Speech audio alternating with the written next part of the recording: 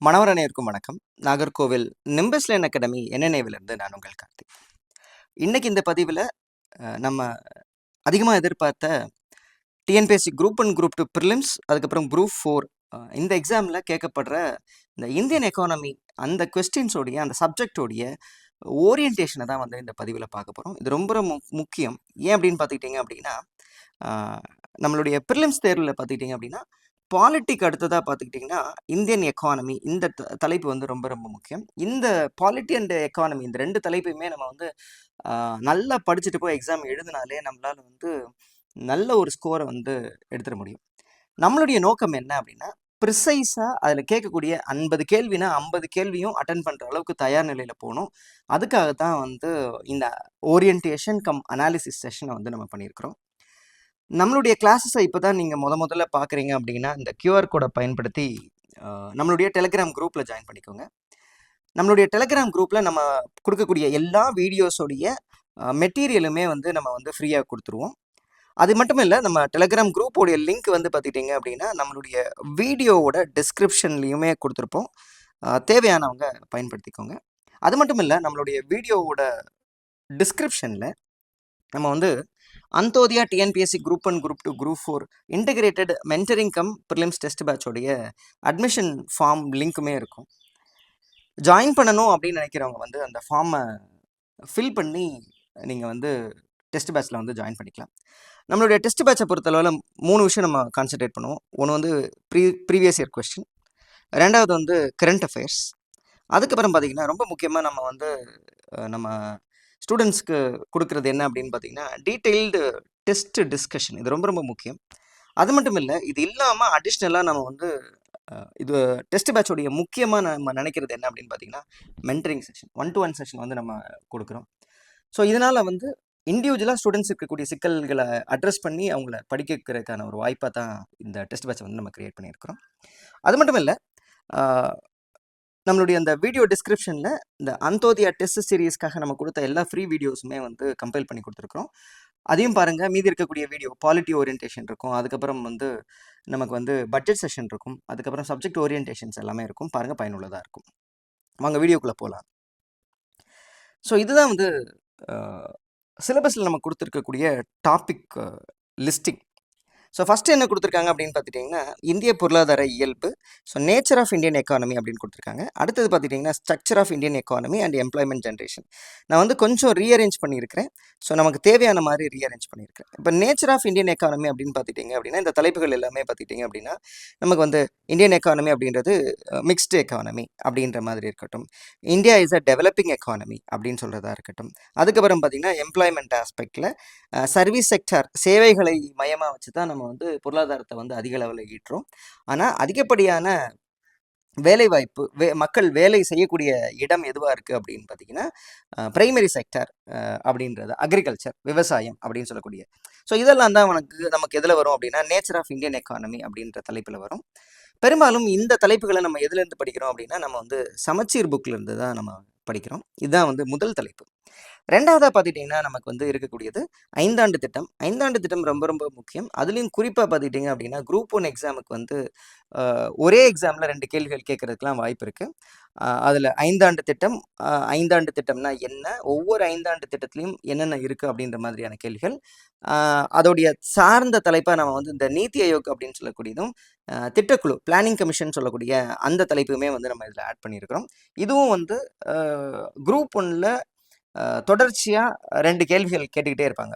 இந்த 200 கேள்விகளில் பார்த்துக்கிட்டிங்க அப்படின்னா இந்த 2 கேள்வி இதுலேருந்து தான் வரும் அப்படின்றது. அடுத்ததாக நமக்கு இருக்கக்கூடிய தலைப்பு என்ன அப்படின்னு பார்த்துக்கிட்டிங்கன்னா sources of revenue. Sources of revenue இதில் வந்து 2ஆக பிரிச்சுக்கலாம்.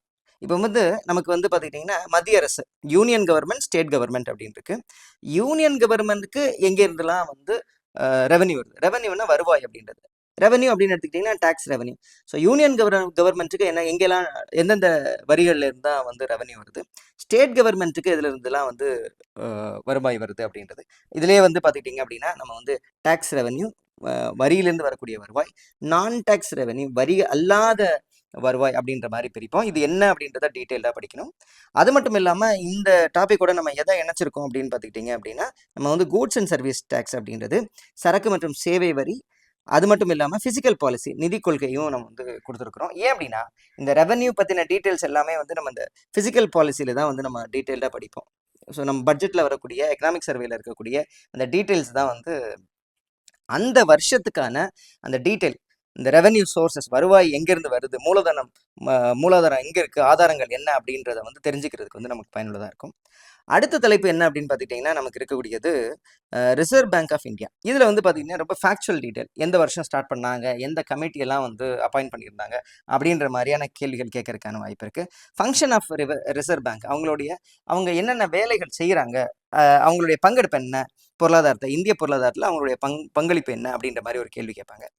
அதுக்கப்புறம் ரொம்ப முக்கியமாக நம்ம படிக்க வேண்டியது என்ன, மானிட்டரி பாலிசி அப்படின்ற பணவியல் கொள்கை அப்படின்றது ரொம்ப ரொம்ப முக்கியம். ஏன் அப்படின்னு பார்த்தீங்கன்னா நமக்கு வந்து இந்த இன்ஃப்ளேஷன் அப்படின்றது பணவீக்கம் அப்படின்றத வந்து நம்ம வந்து கட்டுப்படுத்துறதுக்காக நம்ம பயன்படுத்துறது தான் இந்த மானிட்டரி பாலிசி. இந்த மானிட்டரி பாலிசி 2 விஷயம், க்ரோத் வளர்ச்சியும் தேவை, அதுக்கு அதே சமயத்தில் நமக்கு வந்து பார்த்திங்கன்னா இன்ஃப்ளேஷனும் வந்துடக்கூடாது. அப்போ இந்த 2த்தையும் கட்டுப்படுத்துறதுக்காக நம்ம பயன்படுத்தக்கூடிய ஒரு கொள்கை தான் வந்து ஒரு பாலிசி தான் என்ன அப்படின்னு பார்த்துக்கிட்டிங்கன்னா மானிட்டரி பாலிசி.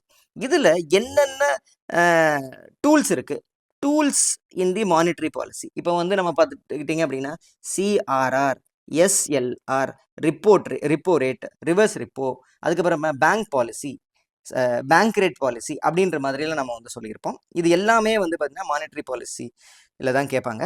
இது ரொம்ப ரொம்ப முக்கியமான டாபிக். ஏன் அப்படின்னு பார்த்தீங்கன்னா ரிப்பீட்டடாக கான்செப்ஷுவல் கொஸ்டின்ஸ் இங்கேருந்து தான் வந்துகிட்டு இருக்கு. அடுத்ததாக பார்த்துக்கிட்டிங்க அப்படின்னா நமக்கு இருக்கக்கூடிய தலைப்பு என்ன அப்படின்னு பார்த்துக்கிட்டிங்கன்னா நமக்கு வந்து ஃபினான்ஸ் கமிஷன், நிதி ஆணையம் அப்படின்றது. இதுதான் வந்து மத்திய மாநில அரசுகளுக்கிடையே அந்த அந்த வருவாயை வந்து பங்கிட்டு கொடுக்கக்கூடிய ஒரு அமைப்பு தான் ஃபினான்ஸ் கமிஷன். ஃபினான்ஸ் கமிஷன் நம்மளுக்கு வந்து தொடர்ந்து நமக்கு என்ன கேள்விகள் கேட்பாங்க அப்படின்னு பார்த்தீங்கன்னா இப்போ ரீசெண்டாக 15, 16 finance commission, 15th finance commission, 16th finance commission இருக்குது. அவங்க எந்த ஃபார்முலாவை பயன்படுத்தி நமக்கு வந்து இந்த டெவல்யூஷன் பணத்தை வந்து பங்கிடுறாங்க அப்படின்றது நமக்கு தெரிஞ்சிருக்கணும். அந்த மாதிரியான கேள்விகள், ஃபார்முலா ஃபார் தி ஷேரிங், யாருக்கு என்னென்ன பங்கில் பணம் கிடைக்கணும், எவ்வளவு பர்சன்டேஜ் மத்திய அரசுக்கு கிடைக்கக்கூடிய இந்த பணத்தில் மத்திய அரசு எவ்வளோ வச்சுக்க போகிறாங்க, மாநிலங்களுக்கு எவ்வளோ கொடுக்க போகிறாங்க அப்படின்ற டீட்டெயில் எல்லாமே இந்த ஃபினான்ஸ் கமிஷன் தான் கொடுப்பாங்க. ஸோ இதை பற்றின ஃபேக்சுவல் டீட்டெயில்ஸ், கான்செப்ஷுவல் டீட்டெயில்ஸ் கேட்கறதுக்கான வாய்ப்பு இருக்குது. அடுத்ததாக பார்த்துக்கிட்டிங்கன்னா நமக்கு இருக்கக்கூடிய தலைப்பு என்ன அப்படின்னா லேண்ட் ரிஃபார்ம்ஸ் அண்ட் அக்ரிகல்ச்சர். ரொம்ப கம்மியாக தான் இது வரையும் கேள்விகள் கேட்டிருக்கிறாங்க, ரொம்ப குறைவாக தான் கேள்விகள் கேட்டிருக்கிறாங்க. அதனால் நம்ம என்ன பண்ணலாம் அப்படின்னா பெரும்பாலும் இந்த நில சீர்திருத்தங்கள் மற்றும் விவசாயத்தில் கேட்கக்கூடிய கேள்விகளை புக்கில், சமச்சீர் கல்வி புக்கில் என்ன இருக்கோ அதை மட்டும் படித்தாலே போதுமானதான். அடுத்ததான் நமக்கு இருக்கக்கூடிய தலைப்பு என்ன அப்படின்னு பார்த்தீங்கன்னா இண்டஸ்ட்ரியல் க்ரோத், தொழில் வளர்ச்சி. இது ரொம்ப ரொம்ப முக்கியம். அதிகப்படியான கேள்விகள் இதிலிருந்து கேட்டிருக்காங்க. இப்போ எப்படி மானிட்டரி பாலிசியிலேருந்து பணவியல் கொள்கையிலேருந்து எப்படி அதிகமாக கேட்டிருக்காங்களோ அதே மாதிரி தொழில் வளர்ச்சியிலையும் ரொம்ப குறிப்பாக நம்ம எதை பார்க்கணும் அப்படின்னு பார்த்துக்கிட்டிங்க அப்படின்னா நமக்கு வந்து இன்ஸ்டிடியூஷன்ஸ், அமைப்புகள் மற்றும் நிறுவனங்கள், இந்த தொழில் வளர்ச்சியை ஊக்குவிக்கிறதுக்காக இருக்கக்கூடிய அமைப்புகள் மற்றும் கொள்கைகள், பாலிசிஸ். அதுக்கப்புறம் பார்த்தீங்கன்னா ஆக்ட்ஸ், இதெல்லாம் கேட்கறதுக்கான வாய்ப்பு இருக்குது. அதுக்கப்புறம் பட்ஜெட்டில் இருக்கக்கூடிய கரண்ட் அஃபேர்ஸ், பட்ஜெட்டில் ஏதாவது சொல்லியிருக்காங்க அப்படின்னா அதுலேருந்து கேட்கறதுக்கான வாய்ப்பு இருக்குது.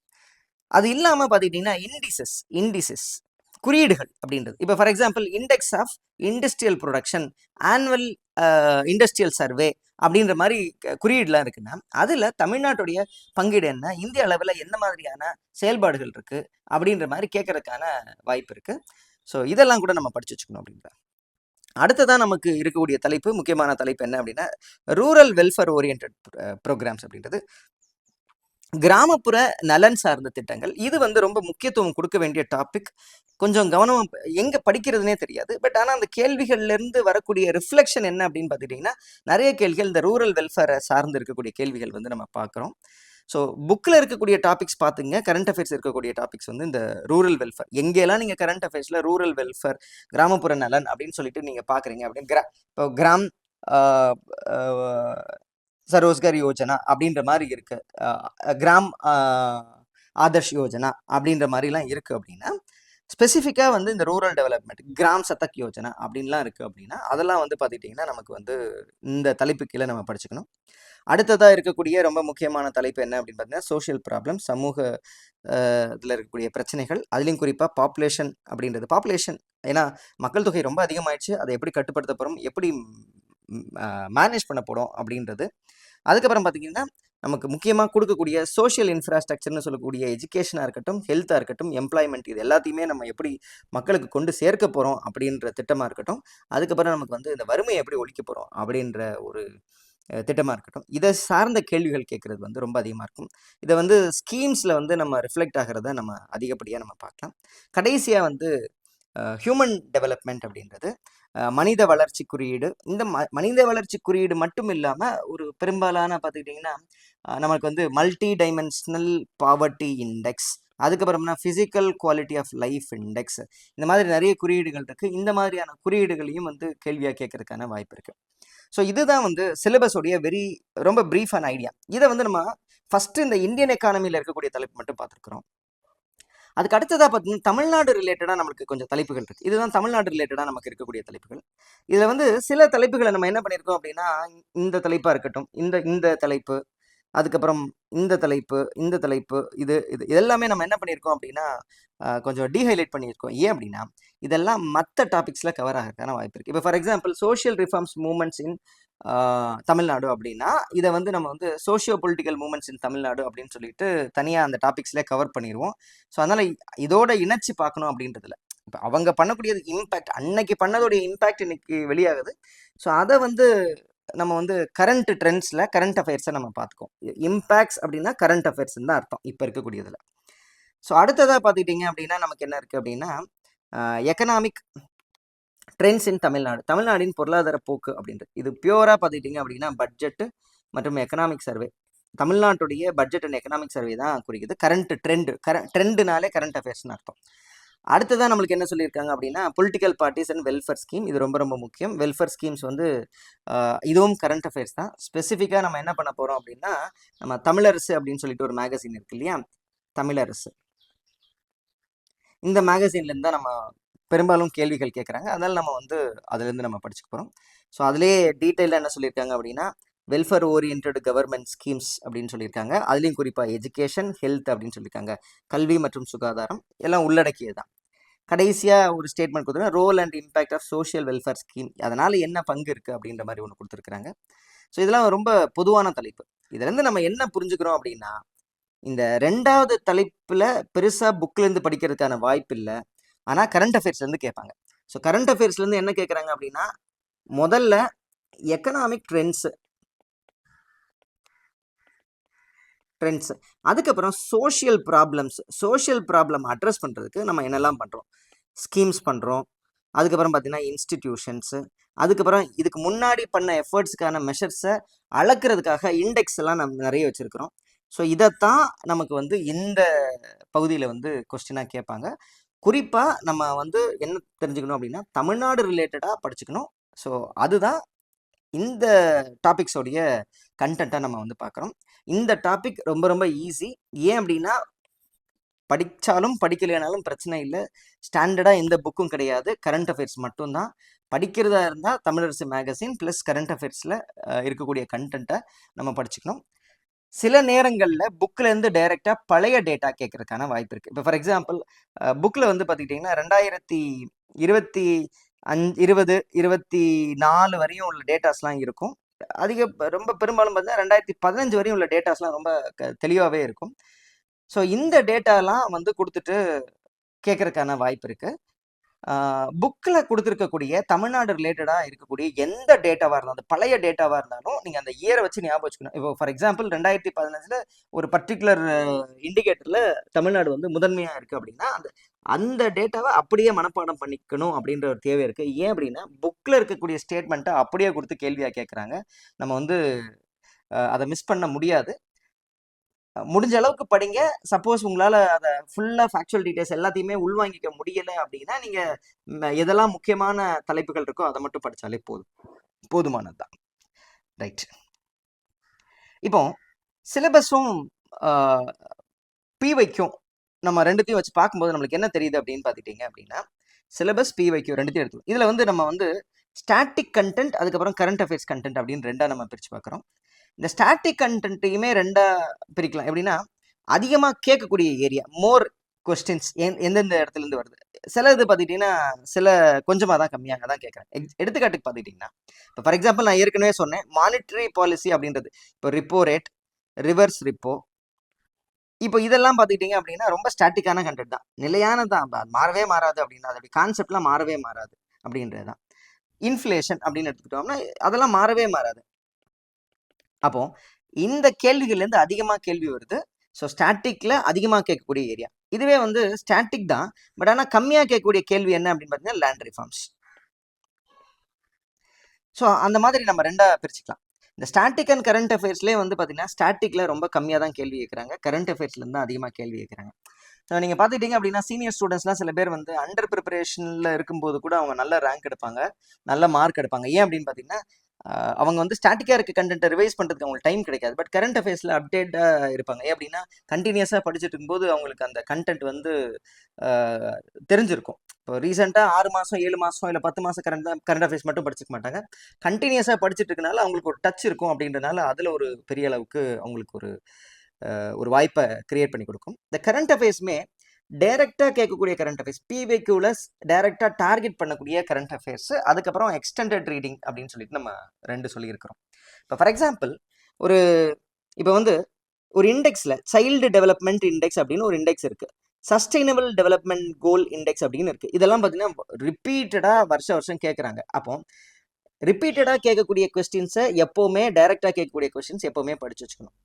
இப்போ ஃபார் எக்ஸாம்பிள் நமக்கு வந்து இப்போ மல்டி டைமென்ஷனல் பாவர்ட்டி இண்டெக்ஸ் அப்படின்னா அதிகமாக கேட்கல, பட் கேட்கறதுக்கான வாய்ப்பு இருக்குது. இண்டிசஸ் அப்படின்ற முறையில் கேட்கறதுக்கான வாய்ப்பு இருக்குது. இந்த 2 தலைப்பையும் படிக்கும்போது நான் இதையும் படிச்சுக்கிறேன் அப்படின்னு சொல்லும்போது இதையும் கேட்கறதுக்கான வாய்ப்பு இருக்குது. ஸோ அதன் அடிப்படையில் நம்ம வந்து இதையுமே நம்ம படிச்சுக்கணும் அப்படின்றது தான். ஸோ கரண்ட் அஃபேர்ஸ் ஆஸ்பெக்டில் டைரெக்டாக நமக்கு பிவைக்யூவில் அதிகமாக எது கான்சென்ட்ரேட் பண்ணுறாங்களோ அந்த ஏரியாவை படிக்கணும். அதுக்கப்புறம் அதை சார்ந்து இருக்கக்கூடிய பேக்ரவுண்டையோ அதுக்கு ரிலேட்டடாக இருக்கக்கூடிய டாபிக்ஸோ நம்ம படிக்க போகிறோம் அப்படின்ற மாதிரி நம்ம பார்த்துக்கிறோம். ஸோ மொத்த ப்ரிப்பரேஷனையும் 2ஆக பிரிச்சுக்கிறோம். ஒன்று வந்து பார்த்துக்கிட்டிங்க அப்படின்னா ஸ்டாட்டிக்கான கண்டென்ட்டு, இன்னொன்று வந்து பார்த்துக்கிட்டிங்க அப்படின்னா கரண்ட் அஃபேர்ஸ் கண்டென்ட்டு.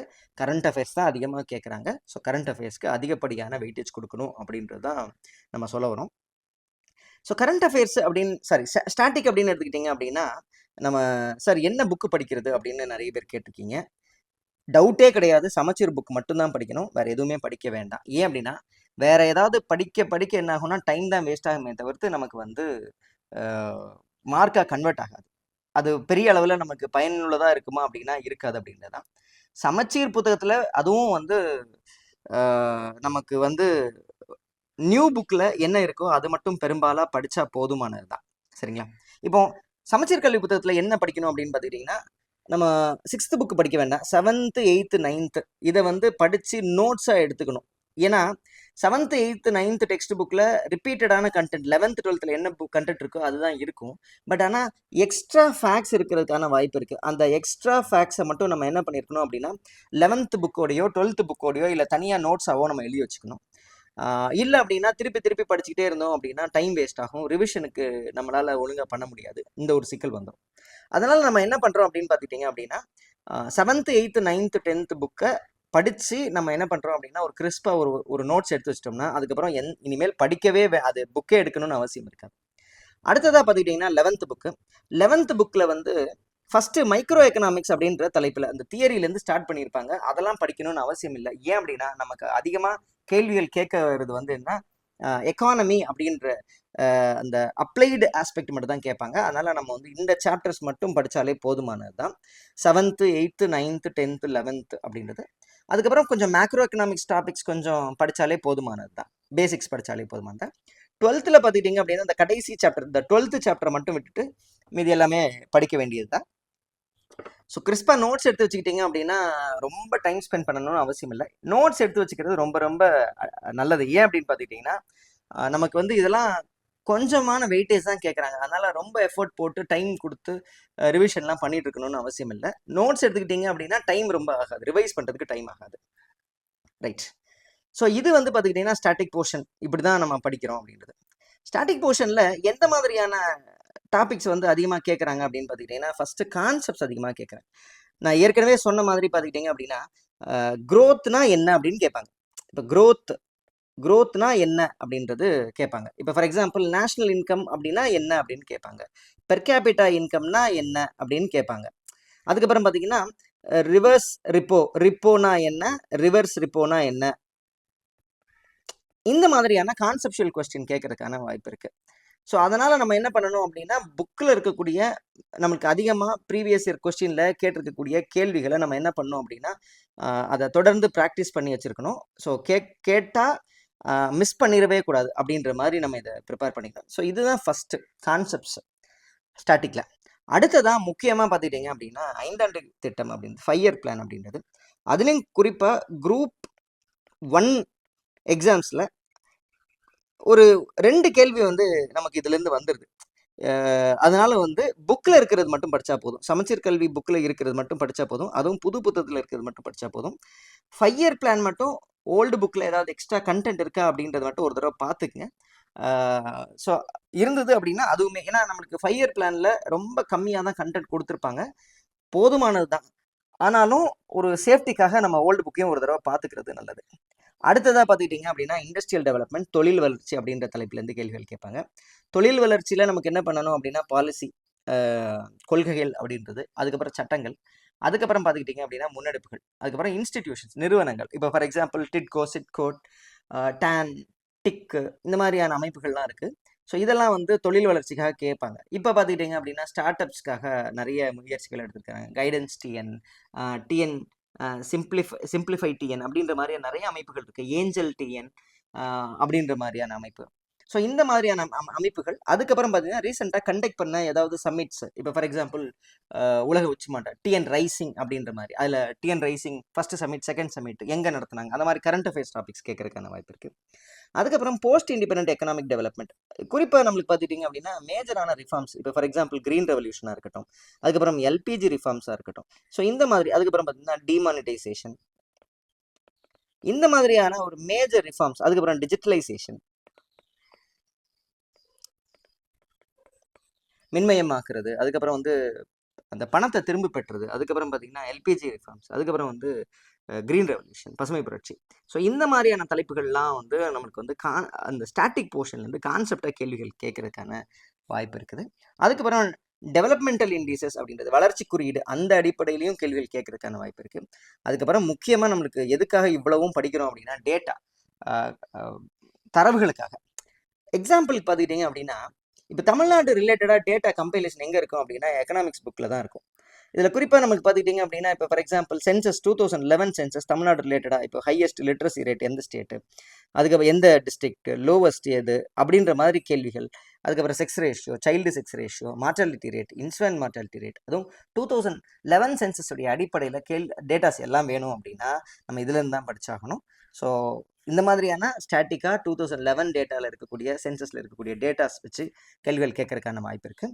இதெல்லாம் மையப்படுத்தி நம்ம சமச்சீர் கல்வி புத்தகத்தை வந்து படிக்கணும். இப்போ அடுத்ததான் வந்து கரண்ட் அஃபேர்ஸில் வந்து பார்த்துட்டிங்கன்னா நமக்கு பெரும்பாலும் கேட்கக்கூடிய கேள்விகள் வந்து ஸ்கீம்ஸ், திட்டங்கள். அதுலேயும் பார்த்துக்கிட்டிங்க அப்படின்னா central government schemes, state government schemes, other government. இப்போ ஃபார் எக்ஸாம்பிள் கர்நாடகாவில் ஸ்டேட் கவர்மெண்ட் என்ன பண்ணாங்க, ஆந்திரா ஸ்டேட் கவர்மெண்ட் என்ன பண்ணாங்க அப்படின்லாம் கேட்கறது இல்லை.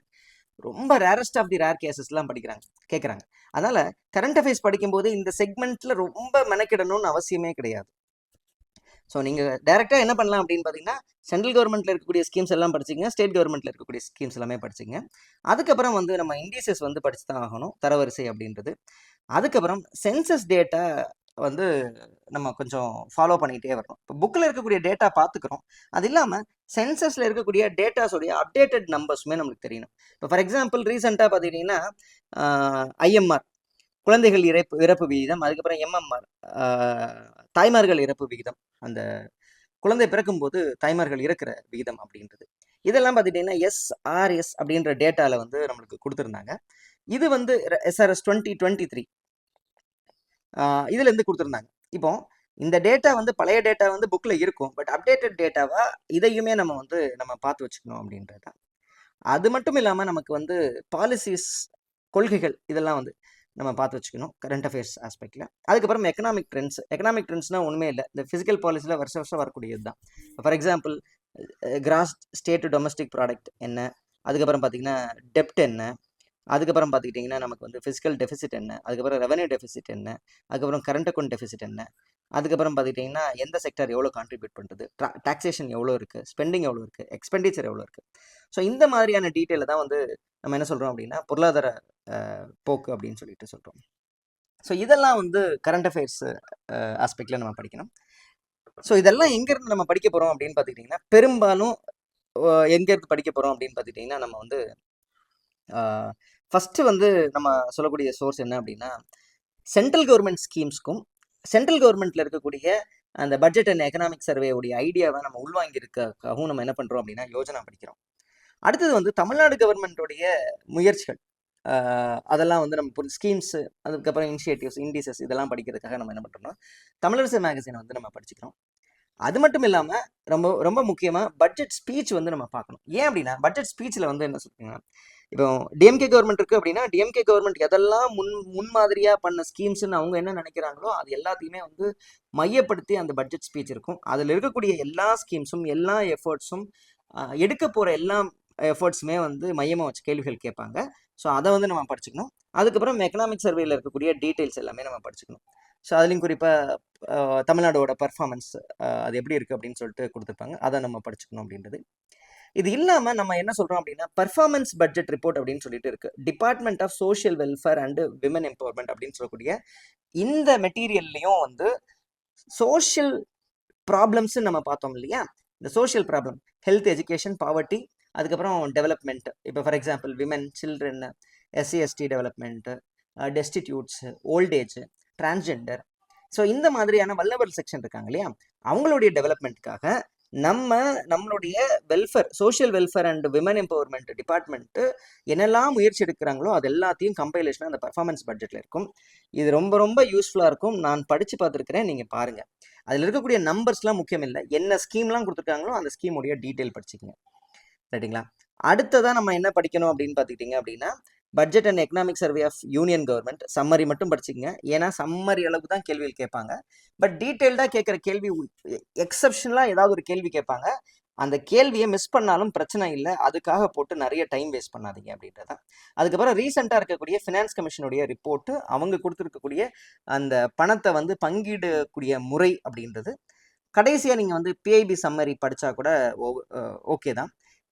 படிக்கலைனாலும் பிரச்சனை இல்லை, நீங்கள் ரெகுலராக கரண்ட் அஃபேர்ஸ் வந்து நியூஸ் பேப்பர்லையோ இல்லை வந்து ஏதாவது மந்த்லி கம்பைலேஷன் ஃபாலோ பண்ணுறீங்க அப்படின்னா இது எல்லாத்தையுமே உங்களால் வந்து கவர் பண்ணிட முடியும், ரைட்.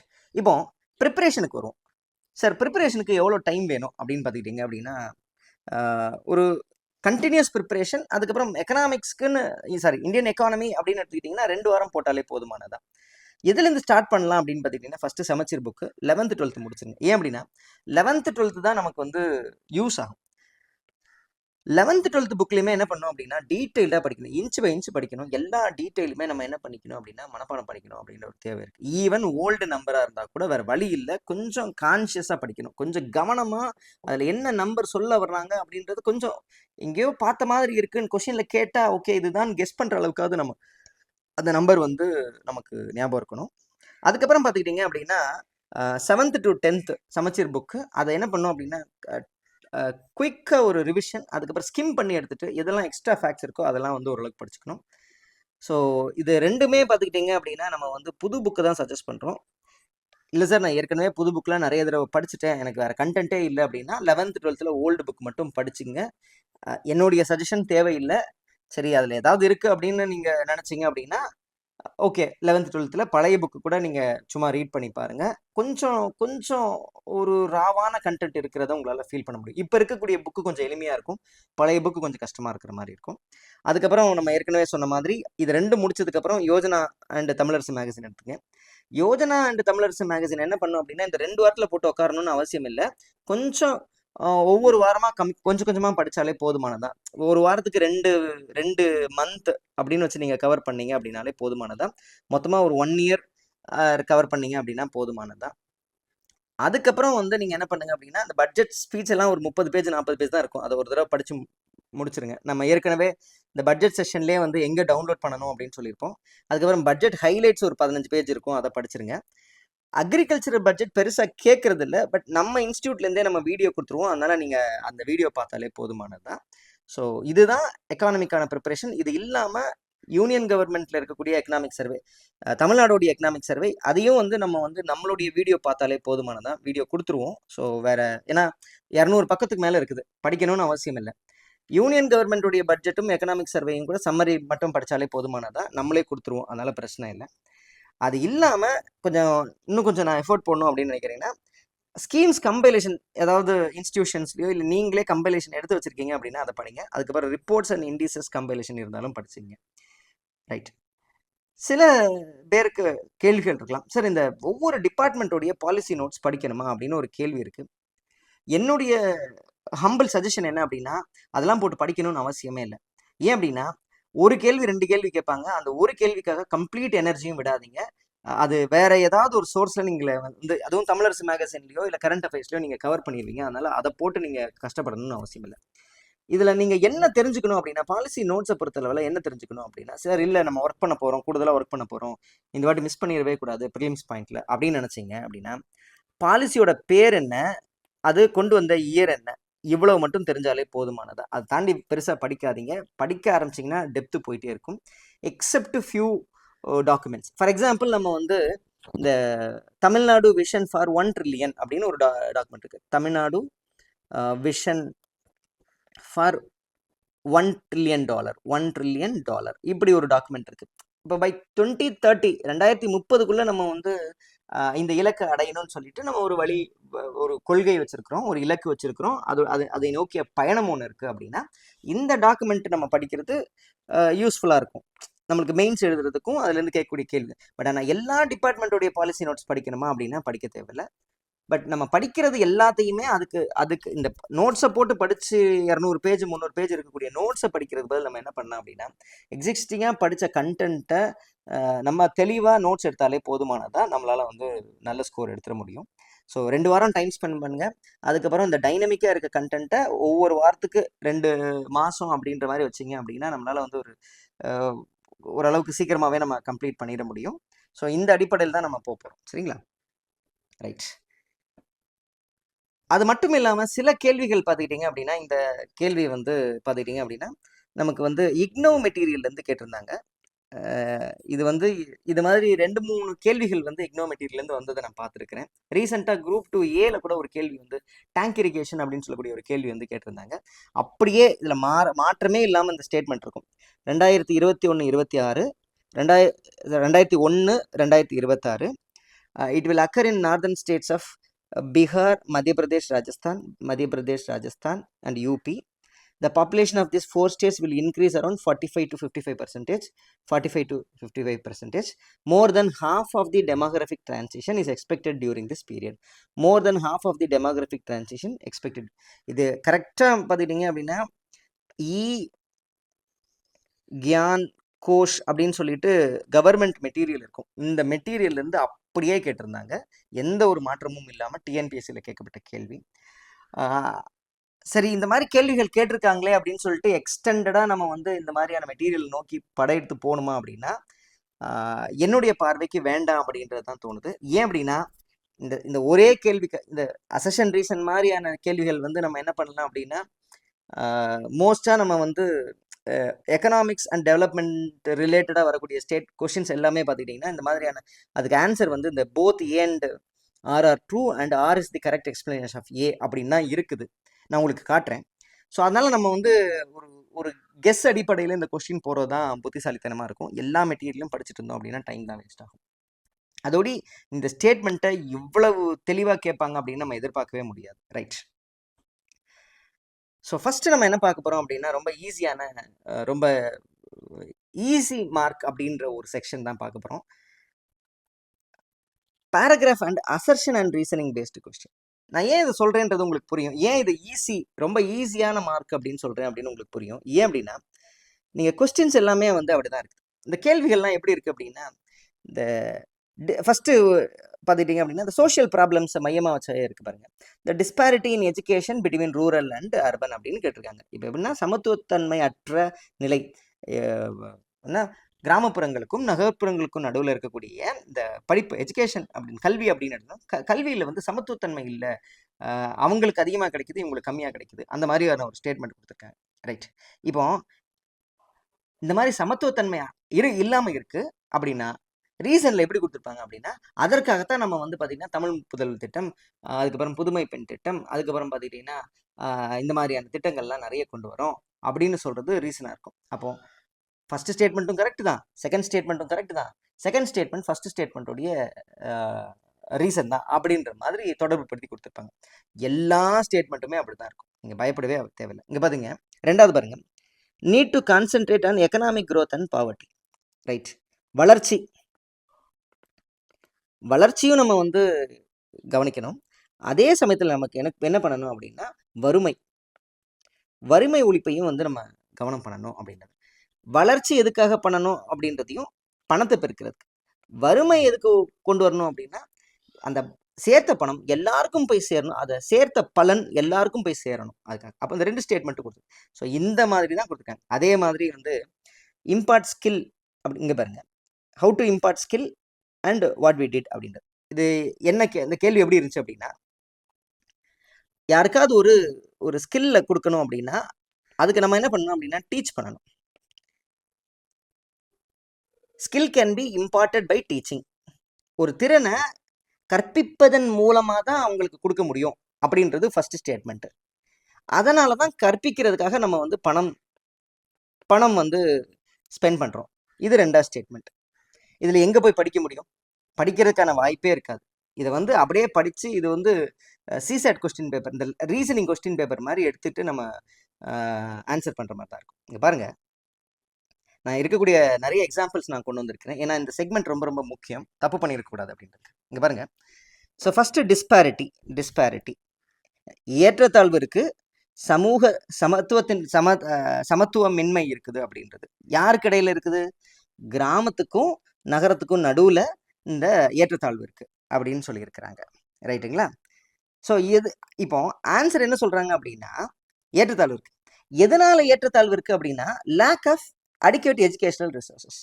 அவங்களுக்கு தேவையான கல்வி வளங்கள் எதுவுமே இல்லாதனால இந்த ஏற்றத்தாழ்வு இருக்குது.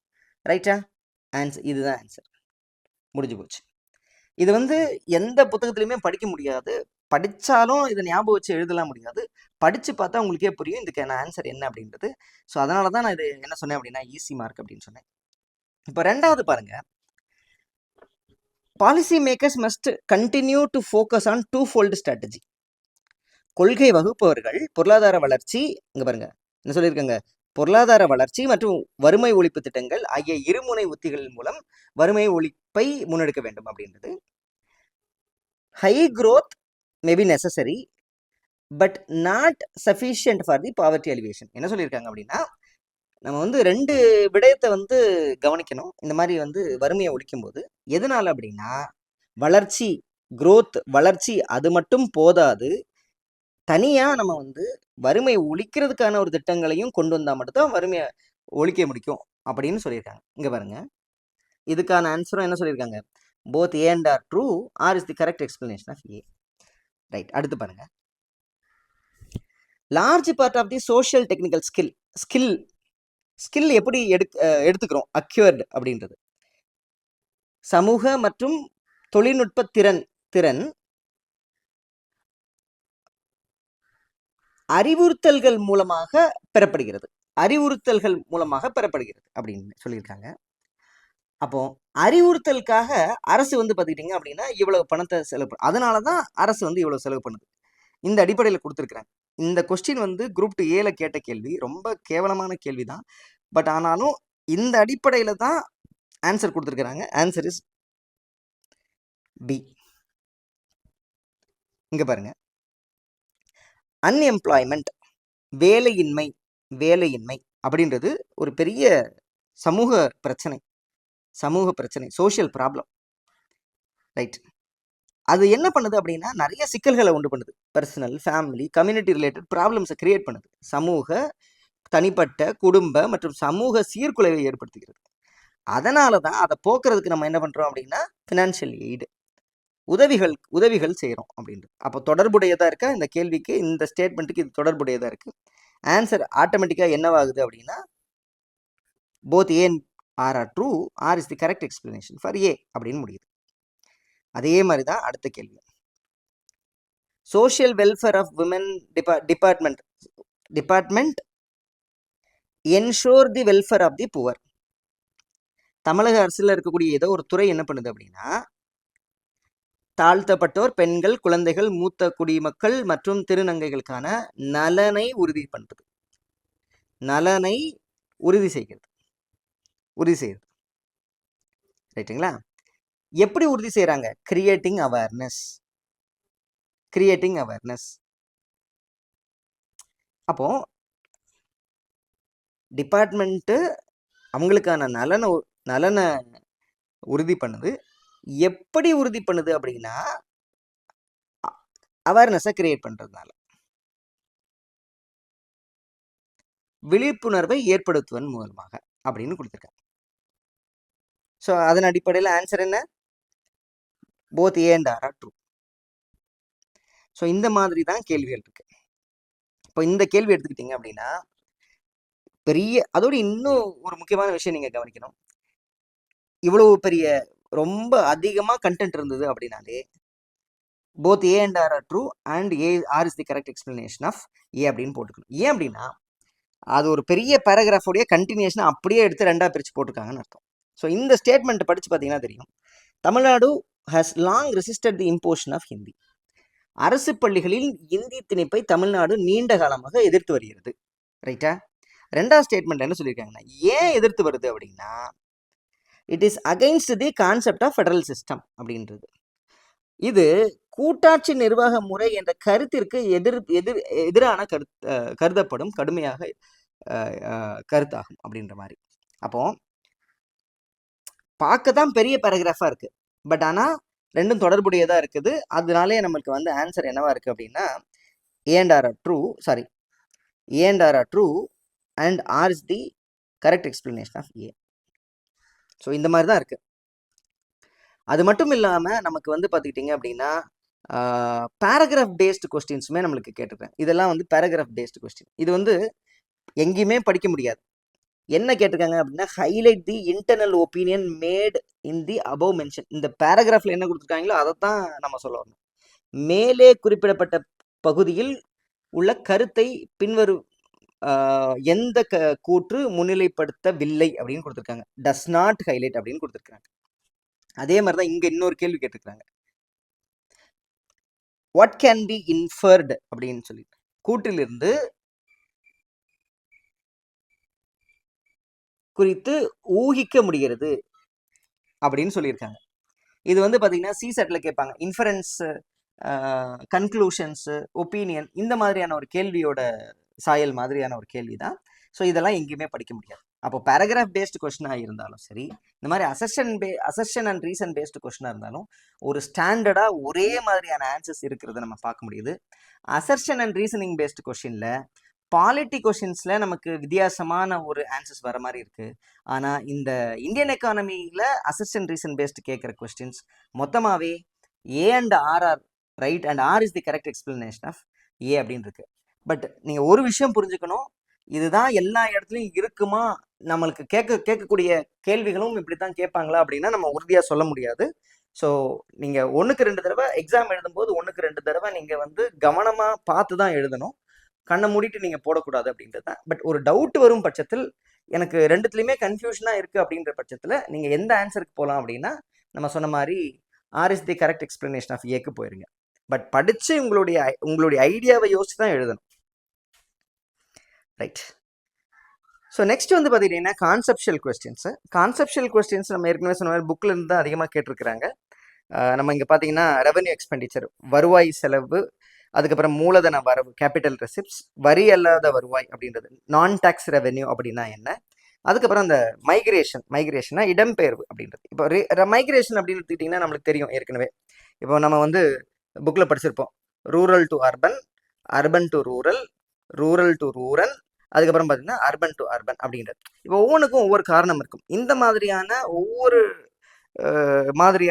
ஒவ்வொரு வகையான இடப்பெயர்வுக்கும் என்னென்ன காரணம் இருக்குது அப்படின்ற மாதிரி கேள்விகள் கேட்டிருக்காங்க. அதுக்கப்புறம் ஜிஎஸ்டியில் ரொம்ப ஃபண்டமெண்டலாக இருக்கக்கூடிய கான்செப்ஷுவல் ஸ்டேட்மெண்ட்ஸ் கேட்டிருக்காங்க. Removal of cascading effects. GST கொண்டு வந்ததுக்கான நோக்கமே அதுதான்.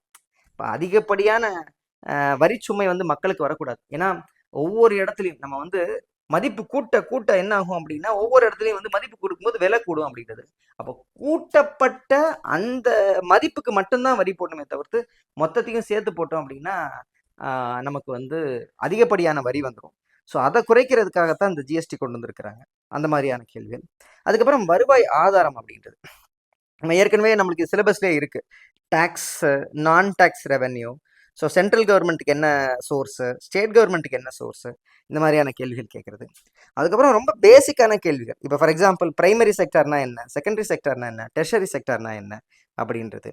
அதுக்கப்புறம் அக்ரிகல்ச்சரில் நமக்கு வந்து அந்த விவசாயத்தில் உற்பத்தி திறனை எப்படி அதிகரிக்கிறது அப்படி கேள்வி கேட்குறேன். இப்போ ஃபார் எக்ஸாம்பிள் நம்ம வந்து கிரீன் ரெவல்யூஷனில் பார்த்துக்கிட்டிங்க அப்படின்னா ஹைல்டு வெரைட்டி சீட்ஸ் கொண்டு வருது, மெக்கனைசேஷன் கொண்டு வருது, அதுக்கப்புறம் இன்புட்ஸ் நிறைய கொடுக்குறது, இப்போ வாட்டர் இரிகேஷன் ஃபெசிலிட்டிஸ் கொண்டு வருது, இன்ஃப்ராஸ்ட்ரக்சர் டெவலப்மெண்ட் கொண்டு வருது, டெக்னாலஜிக்கல் டெவலப்மெண்ட் கொண்டு வருது.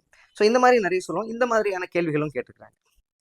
இது மட்டும் இல்லாமல் நமக்கு வந்து பார்த்துக்கிட்டிங்க அப்படின்னா பட்ஜெட்னா என்ன, கன்வென்ஷனல், நான் conventional and renewable energy and நான் ரினியூவபிள் எனர்ஜி, வழக்கமாக இருக்கக்கூடிய மரபு வழி எரிவாயு, மரபுசாரா எரிவழி, புதுப்பிக்கத்தக்க எரிசக்தி, அதுக்கப்புறம் புதுப்பிக்கத்தகாத எரிசக்தி, இந்த மாதிரியான எது எதில் வரும் அப்படின்ற மாதிரியான ஒரு கான்செப்ட் மாதிரி இருக்கக்கூடிய ரொம்ப பேசிக்கான கொஸ்டின்ஸ்லாம் கேட்குறாங்க. அதுக்கப்புறம் டெமோகிராஃபிக் டிரான்சிஷன் மற்றும் டெமோகிராஃபிக் டிவைடட் அப்படின்றது, மக்கள் தொகை மாற்ற கோட்பாடு மற்றும் மக்கள் தொகை பிரிவு அப்படின்றது. அதுக்கப்புறம் பணவீக்கம், இது ரொம்ப ரொம்ப முக்கியம். நம்ம ரொம்ப அதிகமாக கான்செப்ட்ஸில் கேட்கப்பட்ட கேள்வி பணவீக்கம். அதுக்கப்புறம் இந்த ரிப்போ ரேட்டு, ரிவர்ஸ் ரிப்போ, அதுக்கப்புறம் பேங்க் ரேட் பாலிசி, இதெல்லாம் கேட்டிருக்கிறாங்க. அது இல்லாமல் சில இடங்களில் பார்த்துக்கிட்டிங்கன்னா அந்த பிடிஎஸ் பற்றின கேள்விகளும், அதுக்கப்புறம் பாவர்ட்டி லைன். இப்போ பாவர்ட்டி லைன், வறுமை கோட்டை எப்படி நீங்கள் கண்டுபிடிக்கிறீங்க? பணத்தை வச்சா எவ்வளவு உணவு வாங்குறதுக்கு தேவையான, ஒரு மனிதனுக்கு இவ்வளவு உணவு இவ்வளவு தேவை இருக்குது, அதன் அடிப்படையில் இவனுக்கு இவ்வளோ பணம் தேவை இருக்குது, அதை எப்படி நிர்ணயிக்கிறாங்க, எந்த கமிட்டி சொல்லிச்சு, அந்த மாதிரியான கேள்விகள்லாம் கேட்குறாங்க. அதுக்கப்புறம் ரொம்ப ரேர் எக்ஸாம்பிள் ஆஃப் ஒரு environmental good, what is mean by environment good, what is the features, அதோடைய தன்மைகள் என்ன அப்படின்ற மாதிரி ஒரு கேள்வியும் கேட்டிருக்காங்க. ஸோ இதுதான் அந்த கருத்தியல் ரீதியாக கேட்கப்பட்ட கேள்வி, கான்செப்ஷுவல் கொஸ்டின்ஸ் அப்படின்னு சொல்லக்கூடியது. ரொம்ப குறைவாக இருக்குது, ஆனால் கேட்கக்கூடிய கேள்வி ரொம்ப ஸ்டாண்டர்டாக இருக்குது. ஆனால் எழுத முடிகிற மாதிரி புரிதல் இருந்தால் எழுதிடலாம், படிக்கணும்னு அவசியம் இல்லாத கேள்விகளாக இருக்குது அப்படின்றது தான். ஸோ அடுத்து வந்து பார்த்துக்கிட்டிங்கன்னா 5ஆண்டு திட்டம். ஸோ 5ஆண்டு திட்டம் நம்ம வந்து புக்லேருந்து தான் படிக்க போகிறோம். சமச்சீரில் 11th புக்கில் இருக்குது. அதில் என்ன இருக்கோ அதை படித்தாலே போதுமானது தான். ஆனால் ரொம்ப டீட்டெயில்டாக இன்ச் பை இன்ச் நம்ம படிக்கணும். இப்போ ஃபார் எக்ஸாம்பிள் நீங்கள் எடுத்துக்கிட்டிங்கன்னா எந்த ஆண்டு லான்ச் பண்ணாங்க அப்படின்றது வரை வந்து படிக்கணும். டேட்டு முதற்கொண்டு நம்ம படிக்கணும். அதுக்கப்புறம் எந்த கால இடைவெளியில் இருந்தது, யார் ஆட்சியில் இருந்தாங்க, என்ன இலக்கு, டார்கெட்டட் க்ரோத் என்ன, இலக்கு வளர்ச்சி இலக்கு என்ன, எவ்வளவு இலக்கு அடைஞ்சாங்க, அந்த திட்ட காலம் என்ன, அதில் ப்ரொவிஷன்ஸ் ஏதாவது கொடுத்துருக்காங்களா. இப்போ ஃபார் எக்ஸாம்பிள் வறுமையை ஒழிக்கணும், கரீபி ஹட்டாவோ அப்படின்னு சொல்கிறாங்க அப்படின்னா அது எந்த திட்டத்தில் இருந்தது. அது இல்லாமல் அந்த வருடாந்திர திட்டங்கள், ஆனுவல் பிளான்ஸ்னா என்ன, எந்த காலங்களில் வந்து நமக்கு இந்த மாதிரியான 5ஆண்டு திட்டம் இல்லாமல் இருந்தது, எந்தெந்த ஆண்டுகளில், எந்த காரணத்துக்காக இல்லாமல் இருந்தது. அதுக்கப்புறம் பாம்பே பிளான்னா என்ன, காந்தியன் பிளான்னா என்ன, பீப்புள் பிளான்னா என்ன, சர்வோதயா பிளான்னா என்ன. ஸோ இதெல்லாம் வந்து ரிப்பீட்டடாக கேட்டிருக்காங்க. திருப்பி ஒரு தடவை சொல்கிறேன், உறுதியாக குரூப் 1ல் ப்ரிலிம்ஸில் 2 கேள்வி கேட்பாங்க. ஸோ ஒன்று வந்து திட்டமாக இருக்கும், இன்னொன்று நித்தி ஆயோக்ல இருந்து ஒரு ஸ்டேட்மெண்ட் பேஸ்டு கொஸ்டின். நீத்தி ஆயோக்ல ஸ்டேட்மெண்ட் பேஸ்டு கொஸ்டின்னா என்ன கேட்பாங்க அப்படின்னா, நீத்தி ஆயோக் ஒரு திங்க் டேங்க் அப்படின்னு கேட்பாங்க. Yes, Niti Aayog is a think tank அப்படின்னு கேட்பாங்க. நீத்தி ஆயோக் என்ன பண்ணுது அப்படின்னா மாநிலங்களோட ஒரு பரஸ்பரமான ஒரு ஒரு டிஸ்கஷனை நடத்தி ஒரு கன்சென்ஸை பில்ட் பண்ணி அதுக்கப்புறம் வந்து ஒரு ஒரு ஓகே ஒரு ஒரு கன்க்ளூஷனுக்கு வருது. ஆனால் நிதி ஆயோக்கு ஃபண்டு அலோகேட் பண்ணக்கூடிய பவர் இல்லை. ஸோ இந்த மாதிரியான ஸ்டேட்மெண்ட்ஸை ரிப்பீட்டடாக கேட்டுருக்காங்க. எப்படி ஃபங்க்ஷன் ஆகுது, அதோடைய சேர்மன் யார், யாரெல்லாம் மெம்பர்ஸு, இந்த பாலிட்டியில் படிச்சிருப்போம். பட் இந்த ஸ்டேட்மெண்ட்ஸ்லாம் நீங்கள் எடுத்துக்கிட்டீங்க அப்படின்னா நமக்கு எக்கனாமிக்ஸ் ரிலேட்டடாக கேள்விகளாக கேட்கறதுக்கான வாய்ப்பும் இருக்குது. ஸோ அடுத்து வந்து schemes, central government, union government schemes அப்படின்னு கொடுத்துருக்குறோம். ஒரு 75 ஸ்கீம்ஸ்க்கு மேலே நம்மளுக்கு கொடுத்துருக்குறாங்க. இப்போ எக்ஸாம்பிளுக்கு பார்த்தீங்கன்னா ரீசெண்டாக ஸ்வாநிதி ஸ்கீம் அப்படின்னு சொல்லிட்டு கொடுத்துருக்குறாங்க. இது ரீசெண்டாக கேட்ட ஒரு கொஷின் பேப்பரில் இருந்த கேள்வி. இது வந்து செப்டம்பர், நம்ம போன வாரம் படித்த அந்த செப்டம்பர் கரண்ட் அஃபேர்ஸில் இருந்த ஃபஸ்ட்டு ஸ்கீம், ஸ்ட்ரீட் வெண்டர்ஸ்க்காக. இந்த அர்பன் ஏரியாவில் இந்த வீதிகளில் கடை போட்டு வியாபாரம் பண்ணக்கூடியவங்களுக்கு அவங்களுடைய மேம்பாட்டிற்காக நம்ம கொண்டு வந்தது தான் இந்த ஸ்வாநிதி ஸ்கீம் அப்படின்றது. ஸோ இந்த மாதிரியான ஸ்கீம்ஸ்லாம் கேட்டிருக்கிறாங்க. ரைட். மொத்தமாக நம்ம வந்து இங்கே பார்த்துக்கிட்டிங்க அப்படின்னா இதில் ஒரு 15, இதில் ஒரு 15. ஸோ அப்படி மொத்தமாக நம்ம ஒரு 75 ஸ்கீம்ஸ்க்கு மேலே இதுலேயே லிஸ்ட் பண்ணியிருக்கிறோம். இந்த 75ம் பிவைக்யூவில் இருக்கக்கூடியது. பிவைக்யூவில் இருக்குது.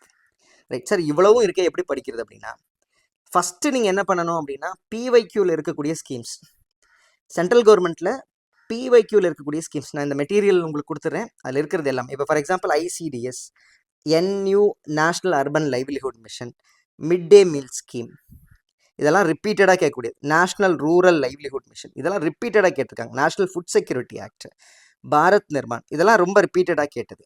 அதுக்கப்புறம் பார்த்துக்கிட்டிங்க அப்படின்னா நமக்கு ஜன்தான் யோஜனா, அதுக்கப்புறம் ஸ்வலம்பன் ஸ்கீம், அதுக்கப்புறம் வந்து நமக்கு வந்து அதிகமாக கேட்டது பார்த்துக்கிட்டிங்க அப்படின்னா இந்த சம்பூர்ண கிரமீன் ரோஸ்கர் யோஜனா. அதுக்கப்புறம் நம்மளுக்கு அதிகமாக கேட்டுக்கிட்டே இருக்கிறது கஸ்தூரிபா காந்தி பலிக்க வித்யாலயா, இது கேட்குறாங்க. அதுக்கப்புறம் பார்த்தீங்கன்னா பிரதான் மந்திரி ஃபசல் பீமா யோஜனா, தீன்தயாள் உபாத்யாயா கிரமீன் கௌஷல் யோஜனா. அதுக்கப்புறம் பார்த்தீங்கன்னா national rural health mission, Swachh Bharat mission, அதுக்கப்புறம் பிரதான் மந்திரி ஆதர்ஷ் கிராம் சரோஜ்கர் யோஜனா, சர்வசிக்ஷா அபியான், அதுக்கப்புறம் ஜன்ஜைத்திய உன்னத கிராம் அபியான் ட்ரைபல் பீப்புளுக்காக, பழங்குடியின மக்களுக்காக.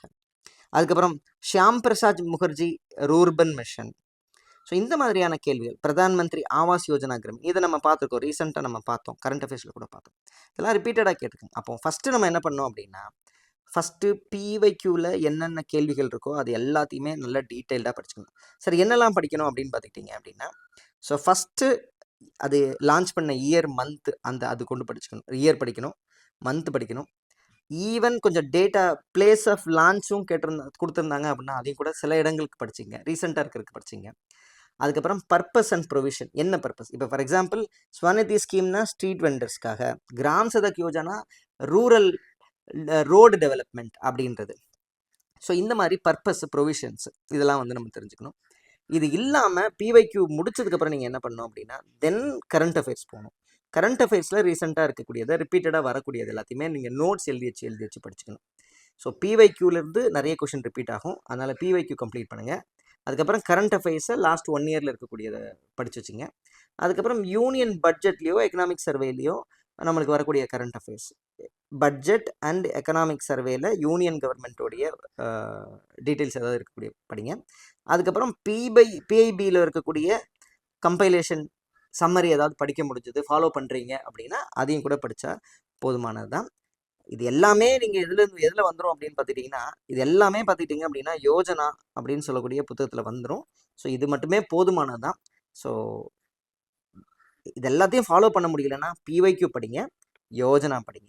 That it's will சஃபைஸ் for the union government. Right. அடுத்ததான் ஸ்டேட் கவர்மெண்ட். ஸ்டேட் கவர்மெண்ட்லேயும் பார்த்துக்கிட்டிங்க அப்படின்னா ஸ்டேட் கவர்மெண்ட் ஸ்கீம்ஸுமே ரிப்பீட்டடாக தான் கேட்டிருக்காங்க. இந்த கலைஞர் கைவினை திட்டம் அப்படின்னு ரீசெண்டாக திருப்பி கேட்டுட்டு இருக்கக்கூடிய ஸ்கீம். இப்போ அந்த கிராடில் பேபி ஸ்கீம் அப்படின்னா அதையும் வந்து ரிப்பீட்டடாக கேட்குறது. அது இல்லாமல் பார்த்துக்கிட்டிங்க அப்படின்னா நமக்கு வெற்றி நிச்சயம் திட்டம், அதுக்கப்புறம் முதல்வர் இந்த படிக்கிறதுக்காக கொண்டு வந்தாங்க இல்லையா, அந்த திட்டமாக இருக்கட்டும். அதுக்கப்புறம் பார்த்துக்கிட்டிங்க அப்படின்னா நான் முதல்வன் அந்த திட்டம், இதெல்லாம் வந்து கேட்கறதுக்கு வாய்ப்பு அதிகமாக இருக்கக்கூடிய திட்டம். இப்போ சில ஸ்கீம்ஸ்லாம் அதிகமாக கேட்டுட்டாங்க. இப்போ வந்து புதுமை பெண் திட்டமாக இருக்கட்டும், அதுக்கப்புறம் வந்து மகளிர் உரிமை தொகை திட்டமாக இருக்கட்டும், சீஃப் மினிஸ்டர் பிரேக்ஃபாஸ்ட் ஸ்கீமாக இருக்கட்டும், இதெல்லாம் வந்து ஏற்கனவே கேட்டாங்க. இல்லம் தேடி கேள்விலாம் கொஞ்சம் பழையது. விடியல் பயணம் ஸ்கீம்லாம் கொஞ்சம் இவன் 2021 வந்தது, கொஞ்சம் அதே தடவை கேட்டதுனால வேற ட்ரெண்டுக்கு போகிறதுக்கான வாய்ப்பு இருக்குது. அப்போ என்ன பண்ணுவாங்க அப்படின்னா நமக்கு வந்து நான் முதல்வன் இன்னும் ஒரு ட்ராக்ஷனில் இருக்குது, வெற்றி நிச்சயம் திட்டம் இன்னும் ட்ராக்ஷனில் இருக்குது, அதுக்கப்புறம் கலைஞர் கைவினை திட்டம் இன்னும் ட்ராக்ஷனில் இருக்குது, எல்லாம் கேட்கறதுக்கான வாய்ப்பு இருக்குது. அதுக்கப்புறம் தாயுமானவர்லேயும் அந்த வில்லேஜ் ஹேபிடேஷன் ஸ்கீம்லாம் அதிகமாக கேட்கறதுக்கான வாய்ப்பு இருக்குது. ஸோ இந்த தமிழ்நாடு ஸ்கீம்ஸுமே நம்ம என்ன சொல்கிறோம் அப்படின்னா ஃபஸ்ட்டு பிவைக்யூ கம்ப்ளீட் பண்ணுங்கள், தென் தமிழரசு மேகசின், இது ரெண்டுத்தையும் கம்ப்ளீட் பண்ணுங்கள். அதுக்கப்புறம் நம்மளுடைய மந்த்லி கம்பைலேஷன் இது மட்டும் படித்தாலே போதுமானது தான். நம்மளால் வந்து உறுதியாக நம்மளால் வந்து தமிழ்நாடு ஸ்கீம்ஸை வந்து கவர் பண்ணிட முடியும். இது இல்லாமல் நம்ம என்ன சொல்லியிருந்தோம் அப்படின்னா டிஎன் பட்ஜெட் ஸ்பீச் இதில் வந்து வராத ஸ்கீம்ஸே இருக்காது, எல்லாமே கவர் பண்ணிடுவாங்க. சம்மரி மட்டும் பார்த்துக்கிட்டிங்கன்னா ஒரு 40 பேஜ் இருக்கும், போதுமானது தான். ஃபுல் டாக்குமெண்ட் அப்படின்னு எடுத்துக்கிட்டிங்கன்னா 150 பேஜ் இருக்கும். அது கூட நீங்கள் ரீட் பண்ணிக்கலாம். கடன்னு படிச்சிங்கன்னா ரீட் பண்ணிடலாம். அது இல்லை அப்படின்னா social welfare department and women empowerment அப்படின்னு சொல்லக்கூடிய அந்த டிபார்ட்மெண்ட், தமிழ்நாடோட டிபார்ட்மெண்ட்டோடைய பெர்ஃபார்மன்ஸ் பட்ஜெட்டை படிச்சிங்கன்னா அதுலேயும் கொஞ்சம் டீட்டெயில்ஸ் கொடுத்துருப்பாங்க. அது வந்து ஈவன் பட்ஜெட் ஸ்பீச்சில் மிஸ் ஆன சோஷியல் வெல்ஃபேருக்கு இருக்கக்கூடிய ஸ்கீம்ஸை கூட அதில் இன்க்ளூட் பண்ணியிருப்பாங்க. இதுவே போதுமானது அந்த ஸ்கீம்ஸை கவர் பண்ணுறதுக்கு. ஸோ அடுத்ததான் பார்த்துக்கிட்டிங்க அப்படின்னா சென்சஸ், மக்கள் தொகை கணக்கெடுப்பு அப்படின்ற அந்த தலைப்பில் கேள்விகள் கேட்குறாங்க. அதிகமாக கேட்கறதுக்கான வாய்ப்பு இருக்குது. அதையும் குரூப் 1ல் ஒரு 2 கேள்வி வந்து நம்ம எதிர்பார்க்குறோம். ஏன்னா 200 கேள்வி பார்த்தீங்களா, 175 ஜிஎஸ் கேள்விகள் கேட்கணும் அப்படின்றதுக்காக சென்சஸ் வந்து கான்சென்ட்ரேட் பண்ணுவாங்க. ஸோ புக்கில் இருக்கக்கூடிய டேட்டாஸை கொஞ்சம் கான்சென்ட்ரேட் பண்ணுறாங்க. டிஸ்ட்ரிக்ட் வைஸ் லிட்ரஸி ரேட், மாவட்ட வாரியான கல்வி அறிவு விகிதம், அதுக்கப்புறம் பார்த்தீங்கன்னா எல்டர்லி பாப்புலேஷன் 2000 இதெல்லாம் புக்லேயே இருக்குது. அதுக்கப்புறம் 1991 ஒர்க்கிங் பாப்புலேஷன் டிஸ்ட்ரிபியூஷன். இப்போ for example primary sector, secondary sector, tertiary sector, இதில் பிரைமரியில் எவ்வளோ பேர் வேலை பார்த்தாங்க, எத்தனை சதவீதம், செகண்டரியில் எவ்வளோ சதவீதம், டெர்ஷரியில் எவ்வளோ சதவீதம், அதுவும் 1991 புக்கில் இருக்கிறத கேட்டிருந்தாங்க. அது இல்லாமல் கரண்ட் அஃபேர்ஸாக இப்போ ரீசெண்டாக இருக்கக்கூடிய ஸ்டேட் வைஸ் நமக்கு வந்து அந்த திட்டம் கேட்கறதுக்கான வாய்ப்பு இருக்குது. ஸ்டேட் வைஸ் லிட்ரஸி ரேட் இன் 2004 அப்படின்றது. இப்போ அது ரீசெண்டாக வருது. இப்போ ஈவன் நம்ம வந்து என்ன எதிர்பார்க்கலாம் அப்படின்னா எஸ்ஆர்எஸ் ரிப்போர்ட்டை கூட நம்ம கேட்கறதுக்கான வாய்ப்பு இருக்குது. ஸோ இதெல்லாம் கொஞ்சம் அட்வான்ஸ்டாக இருக்கக்கூடியது. அப்போ புக்கில் இருக்கக்கூடிய டீட்டெயில், 11th 12th இருக்கக்கூடிய டீட்டெயில் ரொம்ப கம்பல்சரியாக படிச்சுக்கணும். அது இல்லாமல் நம்ம என்ன பண்ணோம் அப்படின்னா கரண்ட் அஃபேர்ஸும் கொஞ்சம் ஃபாலோ பண்ணணும் அப்படின்றதான். ஸோ மோஸ்ட்டாக நம்மளுக்கு என்ன கேட்குறாங்க அப்படின்னா தமிழ்நாடு ரிலேட்டடாக. இப்போ எல்டர்லின்னு கேட்டால் தமிழ்நாடுக்கு ரொம்ப ரொம்ப முக்கியம். லிட்ரஸின்னு கேட்டால் தமிழ்நாடு முன்னிலையில் இருக்காதனால கேட்டிருக்காங்கன்னு அர்த்தம். இப்போ அர்பனைசேஷன் அப்படின்னு கேட்கணும். இப்போ அர்பனைசேஷன் கேட்கல, ஆனால் கேட்கறதுக்கு வாய்ப்பு இருக்குது. ஏன்னா அர்பனைசேஷன் தமிழ்நாடு தான் வந்து அர்பனைசேஷன் அதிகமாக இருக்குது. அப்போ அந்த ட்ரெண்டில் பார்க்கும்போது அர்பனைசேஷன் கேள்விகள் கேட்கறதுக்கான வாய்ப்பு இருக்குது. ஸோ ஏதாவது ஸ்டாட்டிஸ்டிக்ஸ் இருந்ததுன்னா கேட்பாங்க அப்படின்றது. அது இல்லாமல் நமக்கு இந்த பாலிசிஸில் பார்த்துக்கிட்டிங்க அப்படின்னா சில தலைப்புகள் அதிகமாக கிடையாது. தமிழ்நாடு விஷன் 2023 இப்போ ரீசெண்டாக ரிப்பீட்டடாக கேட்டுட்ருக்காங்க. இப்போ இங்கே பாருங்கள், இது வந்து சென்சஸ் பேஸ்டு கொஸ்டின். இப்போ districts have highest sex ratio, lowest sex ratio, highest child sex ratio, lowest child sex ratio. 2011 சென்சஸில் டிஸ்ட்ரிக்ட் வைஸில் நீல்கிரிஸ், சென்னை, தூத்துக்குடி, கன்னியாகுமரி அரேஞ்ச் பண்ணுங்க அப்படின்னு கொடுத்துருக்காங்க. இங்கே பாருங்கள், Tamil Nadu vision 2023, Tamil Nadu vision 2023, vision 2023. So இந்த மாதிரி ரிப்பீட்டடாக சில டாபிக்ஸ் கேட்டிருக்கிறாங்க. ஸோ தமிழ்நாடு விஷன் 2023 அப்படின்ற டாபிக் இப்போ ரீசெண்டாக டிஎன்பிஎஸ்சி கவனிக்கக்கூடிய ஒரு டாபிக். அது இல்லாமல் தமிழ்நாடு விஷன் ஃபார் 1 trillion இந்த தலைப்பையும் கேட்கறதுக்கான வாய்ப்பு இருக்குது. ஏன் அப்படின்னா இப்போ ரீசெண்டாக லான்ச் ப்ரெசென்ட் பண்ண ஒரு ஐடியா, அதனால் அதை கேட்கறதுக்கான வாய்ப்பு இருக்குது. அது இல்லாமல் எந்த மாதிரியான கேள்விகள் கேட்டிருக்காங்க அப்படின்னா நேஷ்னல் எஜுகேஷனல் பாலிசியில் இந்த 3லேருந்து 8 வயசு இருக்கக்கூடிய குழந்தைகள் வந்து என்ன கிளாஸிஃபை பண்ணி, ஃபவுண்டேஷனா, மிடில் ஸ்கூலா, ஹை ஸ்கூலா, அந்த மாதிரி நம்ம பிரிச்சிருப்போம் இல்லையா, அது என்ன வகையாக பிரிச்சிருக்கிறோம் அப்படின்னு கேட்குற கேள்வி. அதுக்கப்புறம் ஃபேமிலி பிளானிங் ஸ்கீமு, அதுக்கப்புறம் நேஷ்னல் பாப்புலேஷன் பாலிசி பழசு கூட படிச்சுக்கணும். 2000 இருக்கக்கூடியது 2001 இருக்கிறது மட்டும் இல்லாமல் அதுக்கு முந்தைய பாப்புலேஷன் பாலிசிஸ் கூட ஒரு தடவை வாசிக்கணும். அதுக்கப்புறம் பார்த்துக்கிட்டிங்க அப்படின்னா child related policies, child labour policies. அப்போ நமக்கு வந்து பார்த்துக்கிட்டிங்க அப்படின்னா சைல்டு ரிலேட்டட் கேட்குறாங்க அப்படின்னா விமன் ரிலேட்டடாக எந்த வருஷம் வந்தது, என்னென்ன மாதிரியான பாலிசிஸ் இருக்கிறது, அதுக்கப்புறம் transgender related policies, disability related policies, இதெல்லாமே கேட்கறதுக்கான வாய்ப்பு இருக்குது. அதையும் கூட நம்ம படிச்சுக்கணும். மைனாரிட்டி ரிலேட்டட் பாலிசிஸ் இருந்தால் கூட நம்ம படிச்சு வச்சுக்கணும் அப்படின்றது தான். அதுக்கப்புறம் வேறு என்ன எதிர்பார்க்கலாம் அப்படின்னு பார்த்துக்கிட்டிங்கன்னா கிளைமேட் ரிலேட்டட், நேஷ்னல் என்டிசி அப்படின்றது நேஷ்னலி டிட்டர்மைன்டு கான்ட்ரிபியூஷன்ஸ் அப்படின்னு சொல்லிட்டு இந்த பாரிஸ் கிளைமேட் அக்ரிமெண்ட்டுக்காக நம்ம இதெல்லாம் குறைக்க போகிறோம், இப்படியெல்லாம் குறைக்க போகிறோம், இவ்வளோ அளவு குறைக்க போகிறோம் அப்படின்னு சொல்லிட்டு நம்ம வந்து ஒரு இலக்கு வச்சுருப்போம் இல்லையா, அந்த இலக்கை கேள்வியாக கேட்கறதுக்கான வாய்ப்பு இருக்குது. அதுக்கப்புறம் இந்த 15th finance commission, 16th finance கமிஷனில் இந்த பணத்தை பகிர்கிறதுக்கு மத்திய அரசிற்கும் மாநில அரசிற்கும் பகிர்றதுக்கான பங்கீட்டு முறை பற்றின கேள்விகள் கேட்கறதுக்கான வாய்ப்பு இருக்குது. ஸோ இதைத்தான் நம்ம வந்து கொள்கைகளில் வந்து நம்ம எதிர்பார்க்குறோம்.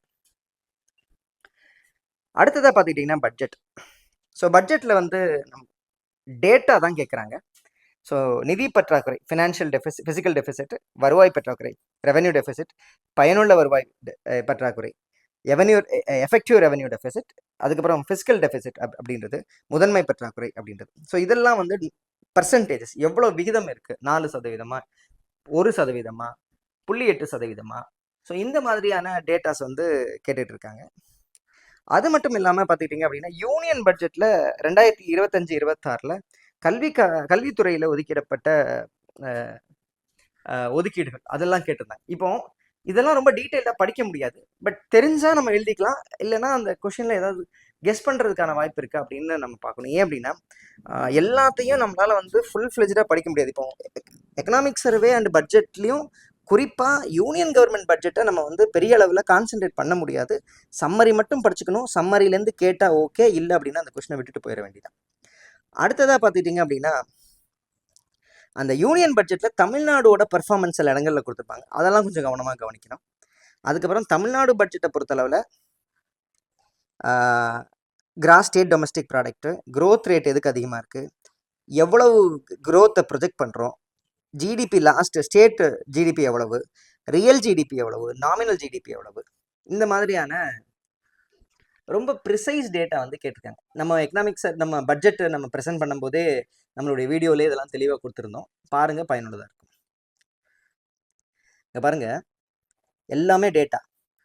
Projected GDP 2024, country GDP for 2023-24, அதுக்கப்புறம் ஸ்டேட் ரியல் ஜிடிபி. இங்கே பாருங்கள், ஃபிசிக்கல் டெஃபிசிட் பர்சன்டேஜ் எவ்வளோ. இப்போ கான்செப்ட் தெரிஞ்சதுன்னா நம்ம எழுதிடலான்னு வைங்களா. ஃபிசிக்கல் டெஃபிசிட் தான் அதிகமாக இருக்கும். அப்போ இருக்கிறதுலே அதிகமாக இருக்கிறது 4.4 அப்படின்னா ஏக்கு 2 தான் வரும், ஏக்கு 2 தான் வரும்னு எழுதிடலாம். ரெவன்யூ டெஃபிசிட்டை விடையும் எஃபெக்டிவ் ரெவன்யூ டெஃபிசிட் கம்மியாக இருக்கும் அப்படின்னு தெரிஞ்சால் அதையும் எழுதிடலாம். இங்கே பாருங்கள், ரெவன்யூ டெஃபிசிட் என்ன சொல்லியிருக்காங்க, பிக்கு 4ன்னு சொல்லியிருக்காங்க. அப்போ 1.5 பிக்கு, இந்த பிக்கு. இதுவே சிக்கு என்ன சொல்லியிருக்காங்க அப்படின்னா 1.3 தான் கொடுத்துருக்காங்க. எஃபெக்டிவ்னா கம்மியாகும், அதோடையும் கம்மியாகும்னு அர்த்தம். இப்போ நம்ம என்ன தெரிஞ்சுக்கணும் அப்படின்னா இந்த டேட்டா மட்டும் தெரிஞ்சுக்காமனா ஃபிசிக்கல் டெஃபிசிட்னா என்ன, ரெவன்யூ டெஃபிசிட்னா என்ன, எஃபெக்டிவ் ரெவன்யூ டெஃபிசிட்னா என்ன, பிரைமரி டெஃபிசிட்னா என்ன அப்படின்றத நம்ம தெரிஞ்சுக்கணும்.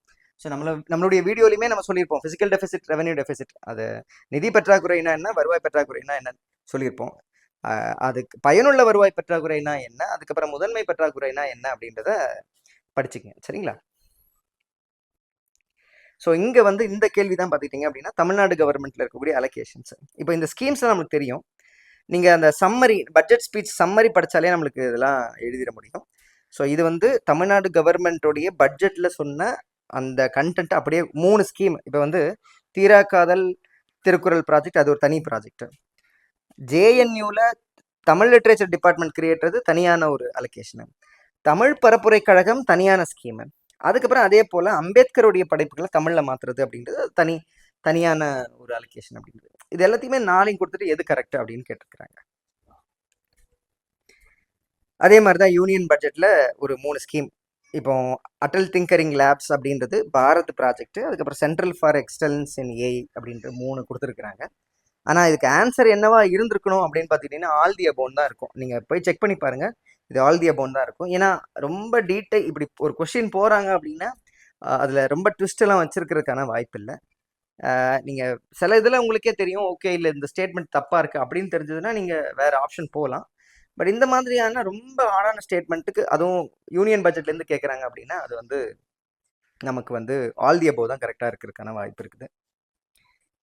ஸோ அதே மாதிரி தமிழ்நாடு பட்ஜெட்டில் அதே மாதிரியான இன்னொரு கேள்வி. தமிழ்நாடு பட்ஜெட்டில் இன்னொரு கேள்வி. இப்போ எவ்வளோ 50% of the GDP is spread to 25, அதுக்கப்புறம் எவ்வளோ பாப்புலேஷன் இருக்குது, அதுக்கப்புறம் பெர் கேபிட்டா இன்கம், தமிழ்நாடோட பெர் கேபிட்டா இன்கம் நேஷனல் ஆவரேஜோட எவ்வளோ அதிகமாக இருக்குது அப்படின்னு ஒரு கேள்வி. ரைட். ஸோ அடுத்ததாக பார்த்துக்கிட்டிங்கன்னா இண்டிசஸ். ஸோ இண்டிசஸை பொறுத்தளவில் எஸ்டிஜி இண்டெக்ஸ் 2023-24 அதிக அளவில், அதுவும் ஒரே ஒரு கொஸ்டின் பேப்பர்லேயே 2 தடவை கேட்கப்பட்ட 2-3 எக்ஸாம்ஸில் ஒரே எக்ஸாம்லேயே 2 தடவை கேட்டிருக்கிறாங்க. ஸோ ரொம்ப இம்பார்ட்டண்ட்டாக பார்க்கக்கூடிய ஒரு இண்டெக்ஸை நம்ம இது பார்க்குறோம். அதுக்கப்புறம் எஸ்டிஜியோட அப்ஜெக்டிவ் என்ன, அதை நம்பர் கொடுத்து மேட்ச் பண்ணுற மாதிரியான ஒரு கேள்வி. அதுக்கப்புறம் இந்த கன்சியூமர் கான்ஃபிடன்ஸ் சர்வே அப்படின்னு ஒன்று கேட்டிருக்காங்க. அதுக்கப்புறம் இந்த சைல்டு டெவலப்மெண்ட் இண்டெக்ஸ் அப்படின்ற இண்டெக்ஸை ரிப்பீட்டடாக கேட்டிருக்கிறாங்க. ஏன் கேட்டிருக்கிறாங்க அப்படின்ற ஒரு புரிதல் வரல. பட் ஸ்டில் எஸ்டிஜி கேட்குறதுக்கான ஒரு நோக்கம் வந்து நம்மளால் புரிஞ்சுக்க முடியுது. பட் ஆனால் சைல்டு டெவலப்மெண்ட் இண்டெக்ஸ் வந்து இப்போ நம்ம பண்ணுறோமா, இல்லை ஏதாவது அந்த இன்ஸ்டிடியூஷனுடைய கிரெடிபிலிட்டினாலையா, இல்லை அந்த டேட்டா வச்சு தான் நம்ம ஒர்க் பண்ணுறோமா அப்படின்னு எனக்கு நம்மளுக்கு தெரியல. பட் அந்த கேள்வியும் கேட்டிருக்கிறாங்க. National institute like NIRF ranking அப்படின்றது educational institution, higher educational institution ranking. தொடர்ந்து வந்து பார்த்துக்கிட்டிங்க அப்படின்னா ஐஐடி மெட்ராஸ் வந்து டாப் லெவலில் இருக்கிறாங்க. ஸோ அதன் அடிப்படையில் ரீசெண்டாக செப்டம்பர் மந்த் கரண்ட் அஃபேர்ஸ் பார்த்துருந்தோம். ஸோ இதெல்லாம் வந்து நம்ம கரண்ட் அஃபேர்ஸ்லேயே பார்த்துருக்குறோம். அது மட்டும் இல்லாமல் பார்த்துக்கிட்டிங்க அப்படின்னா physical quality of life index, millennium developmental goals, human development index, அதுக்கப்புறம் கிரெடிட் டெபாசிட் இண்டெக்ஸ் ரேஷியோ அப்படின்றது. இந்த கிரெடிட் டெபாசிட் ரேஷியோ அப்படின்றது புக்கில் இருக்கக்கூடிய ஸ்டேட்மெண்ட்டை அப்படியே கேட்டிருக்காங்க. அப்போ புக்கில் எதெல்லாம் கொடுத்துருக்காங்களோ அதை அப்படியே படிச்சுக்கணும். அது இல்லாமல் கரண்ட் அஃபேர்ஸில் இந்த அடிப்படையில் ஏதாவது ரிப்போர்ட்ஸ் அண்ட் இண்டிசஸ் வருது அப்படின்னா நம்ம படிச்சுக்கணும்.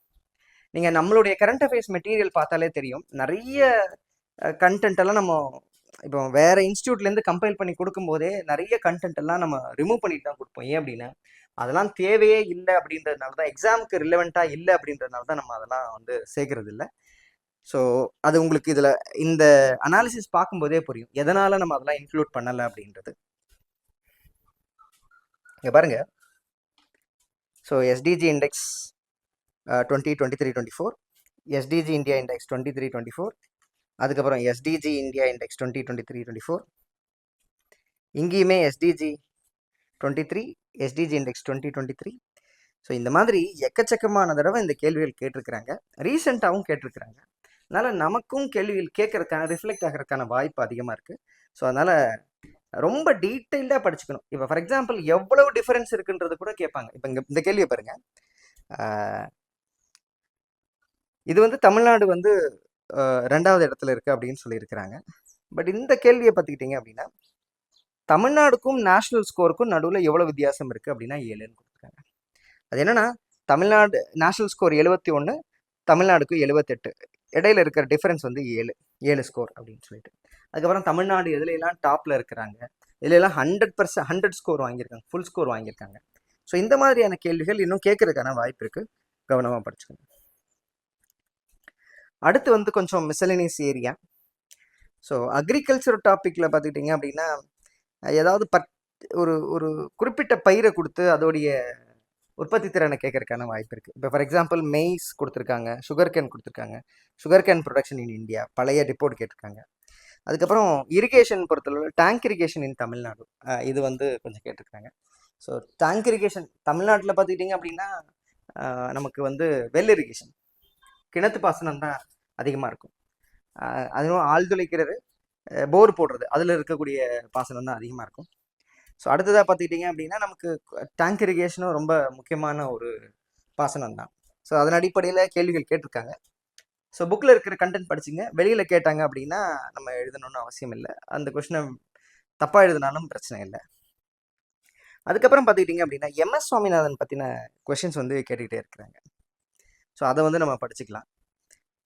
அது இல்லாமல் நம்ம என்ன எதிர்பார்க்குறோம் அப்படின்னா எஜுகேஷன் ரிலேட்டடாக இருக்கக்கூடிய commissions, Kothari commission, Radhakrishnan committee, Yashpal committee, Ambani Birla committee, doctor Lakshmanaswamy commission, இந்த மாதிரி இருக்குது.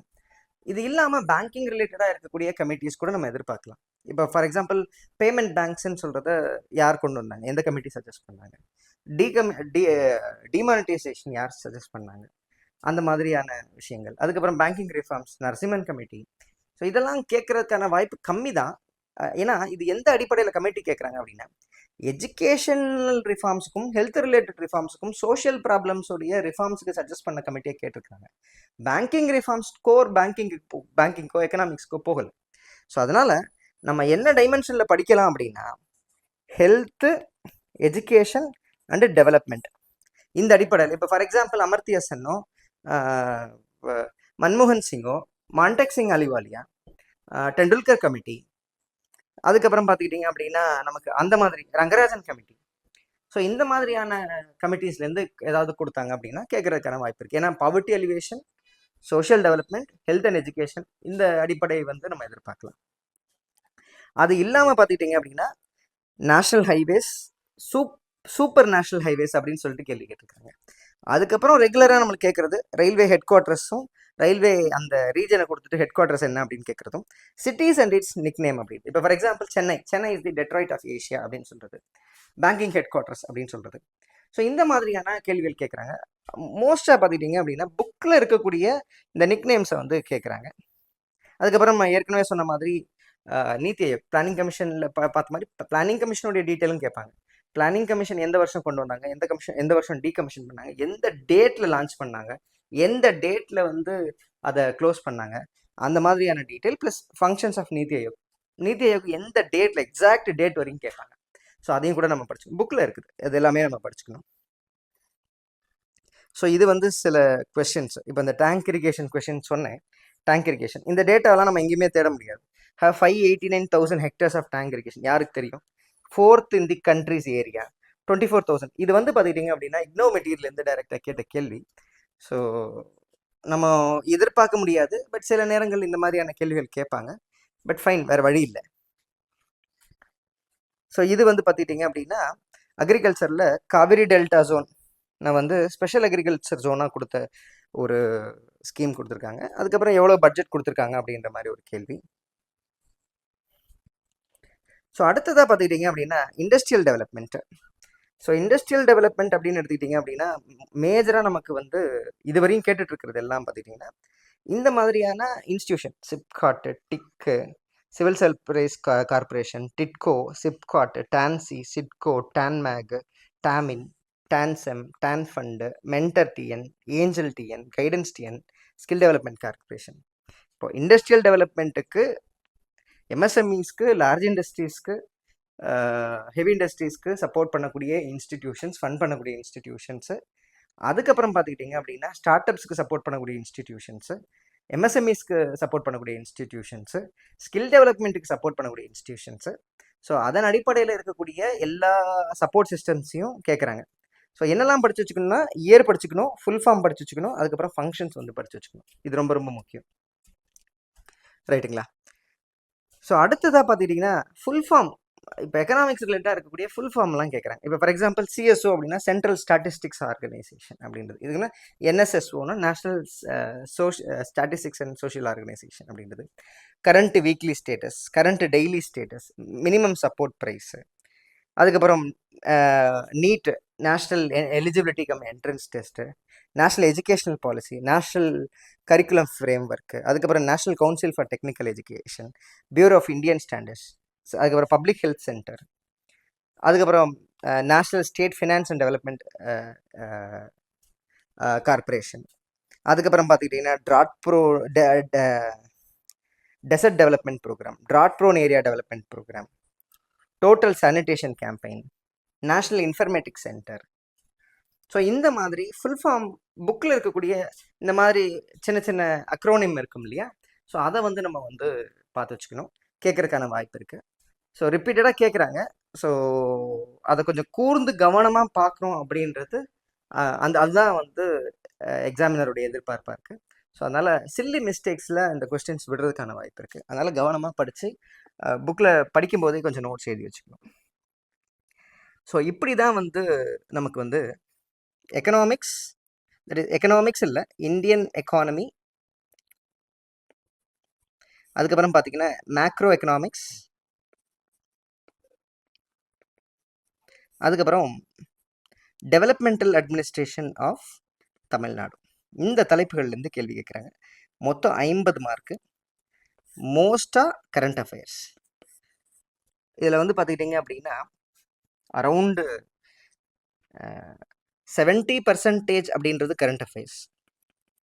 அதுக்கப்புறம் பார்த்துக்கிட்டிங்கன்னா 30% வந்து ஸ்டாட்டிக் புக்கு. சமச்சீர் கல்வி புக் மட்டும் படித்தா போதும். ஏற்கனவே நம்ம மெட்டீரியல் சொல்லியிருந்தோம், எந்தெந்த மெட்டீரியல் எப்படி படிக்கணும் அப்படின்னு சொல்லியிருந்தோம். ஸோ இதை ஃபாலோ பண்ணி படித்தாலே போதுமானது தான்.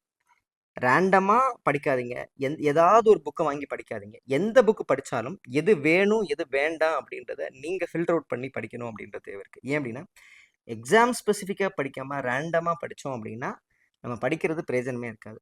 ஸோ அதனால் இந்த வீடியோ பார்த்துட்டு எது தேவை அப்படின்றத புரிஞ்சுக்கிட்டு இந்த தலைப்பை வந்து கவர் பண்ணுங்கள். All the best.